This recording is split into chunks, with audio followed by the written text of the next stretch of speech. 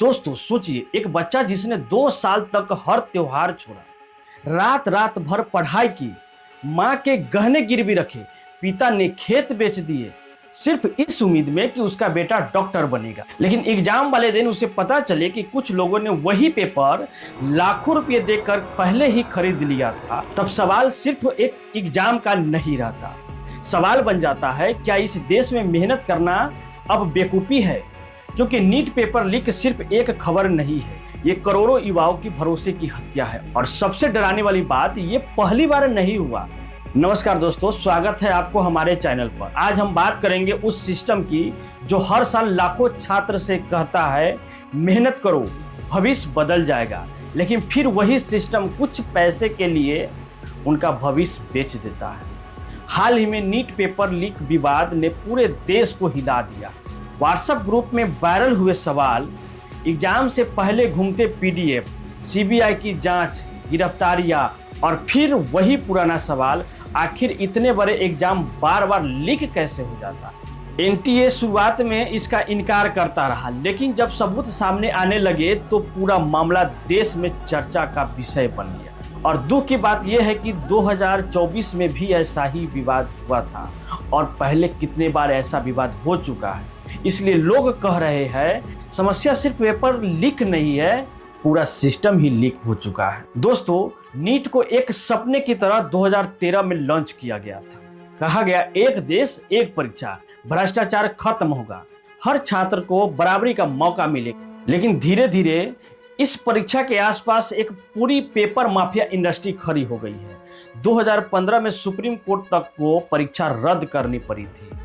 फिर कई राज्यों से पेपर लीक की खबरें आती रही। 2024 में बिहार से जुड़े नेटवर्क पर आरोप लगे कि लाखों रुपये देकर पेपर बेचा गया और फिर अब वही कहानी दोहराई जा रही है। सवाल यह नहीं है कि पेपर कैसे लीक हुआ, सवाल यह है कि इतने विवाद के बाद भी सिस्टम सुधरा क्यों नहीं। एनटीए यानी नेशनल टेस्टिंग एजेंसी के पास करोड़ों रुपए का बजट है, सिक्योरिटी प्रोटोकॉल है, डिजिटल मॉनिटरिंग है, फिर भी हर बार पेपर माफिया सिस्टम से एक कदम आगे कैसे निकल जाता है? कहीं ना कहीं तो लापरवाही है या फिर अंदर तक मिलीभगत है। अब जरा इस नुकसान को समझिए। एक मिडिल क्लास परिवार अपने बच्चों की नीट तैयारी पर औसतन 4 से 8 लाख रुपए तक खर्च कर देता है। कोचिंग, हॉस्टल, किताबें, टेस्ट सीरीज, ट्रैवल इत्यादि सब लगा रहता है। कई परिवार लोन लेते हैं, कई लोग जमीन बेच देते हैं और फिर अगर पेपर लीक हो जाए, री एग्जाम हो जाए, तो सिर्फ ये तारीख नहीं बदलती है, पूरे परिवार की जिंदगी हिल जाती है।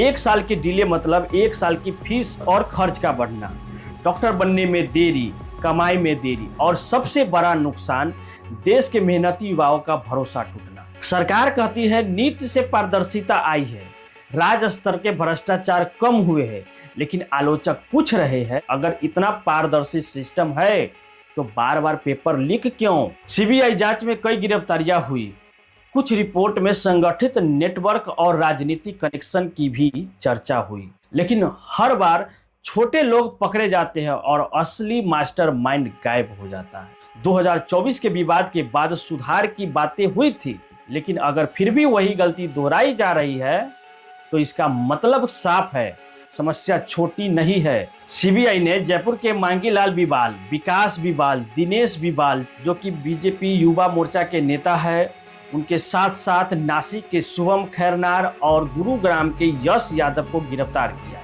14 मई को 2 और गिरफ्तार के साथ संख्या 7 हो गई है और नेशनल टेस्टिंग एजेंसी के कई कर्मचारी जांच के दायरे में है। और नेशनल टेस्टिंग एजेंसी जिसने नीट का एग्जाम कंडक्ट कराया था, उसके कई कर्मचारियां अभी जांच के दायरे में है। सबसे दर्दनाक असर किस पर पड़ा? उस छात्र पर जो सच में मेहनत करता है। सोचिए उस दर्द को, जब कोई बच्चा दिन रात पढ़ाई करे और फिर उसे लगे कि सिस्टम पैसे वाले के लिए झुक जाता है, तो उसके अंदर से मेहनत पर भरोसा खत्म होने लगता है। यही वजह है कि आज युवा सिर्फ गुस्से में नहीं है, वो अंदर से टूट रहे हैं। डिप्रेशन बढ़ रहा है, एंजाइटी बढ़ रही है और कई छात्र खुद से पूछ रहे हैं अगर सब पहले से सेट है तो मेहनत क्यों करें? सरकार और सपोर्टर कहते हैं कि जांच चल रही है, दोषियों पर कार्रवाई हो रही है, लेकिन जनता और छात्र क्यों नाराज है? क्योंकि उनके लिए ये सिर्फ एक गलती नहीं है, ये उनके जीवन का सबसे महत्वपूर्ण एग्जाम है। और जब बार बार वही गलती होती है तो भरोसा खत्म होने लगता है। आज सोशल मीडिया पर लाखों युवा एक ही बात कर रहे हैं, हम मेहनत करते हैं और सिस्टम माफिया को फायदा देता है। यही गुस्सा धीरे धीरे पूरे एग्जाम सिस्टम के खिलाफ अविश्वास में बदल जाता है। आप खुद सोचिए, जो स्टूडेंट शायद अपने दम पर 30% लाने तक के लायक नहीं है, वो 20 लाख रुपया दे करके वही क्वेश्चन खरीद लेता है जो एग्जाम में पूछा जाएगा और 95% मार्क्स लेकर आ जाता है, तो हमारे देश का भविष्य का निर्माण कैसा होगा? अगर ऐसा ही चलता रहा तो भारत का एजुकेशन सिस्टम युवाओं का भरोसा खो देगा। लेकिन अगर सख्त कार्रवाई हुई, डिजिटल सिक्योरिटी मजबूत हुई और जवाबदेही तय हुई तो शायद अभी भी भरोसा वापस लाया जा सकता है। दोस्तों, नीट पेपर लीक सिर्फ एक एग्जाम स्कैम नहीं है, ये उस मेहनत पर हमला है जो करोड़ों युवा हर दिन करते हैं।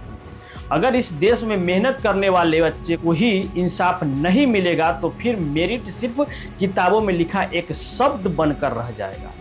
सिस्टम को बदलना जरूरी है, जवाबदेही तय होना जरूरी है, क्योंकि बिना निष्पक्ष परीक्षा के किसी भी देश का भविष्य सुरक्षित नहीं हो सकता है। हालांकि सरकार ने नीट परीक्षा को पूरी तरह रद्द कर दिया है।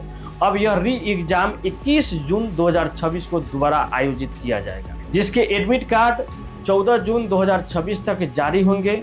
छात्र को दोबारा परीक्षा देने के लिए कोई नई फीस नहीं देनी होगी और पुराने फॉर्म की फीस भी रिफंड की जाएगी। इसके साथ ही उम्मीदवारों को 21 मई तक अपनी पसंद का परीक्षा शहर बदलने का विकल्प भी दिया गया है। परीक्षा का समय पहले 3 घंटे का समय था, अब 15 मिनट अतिरिक्त कर दिया गया है।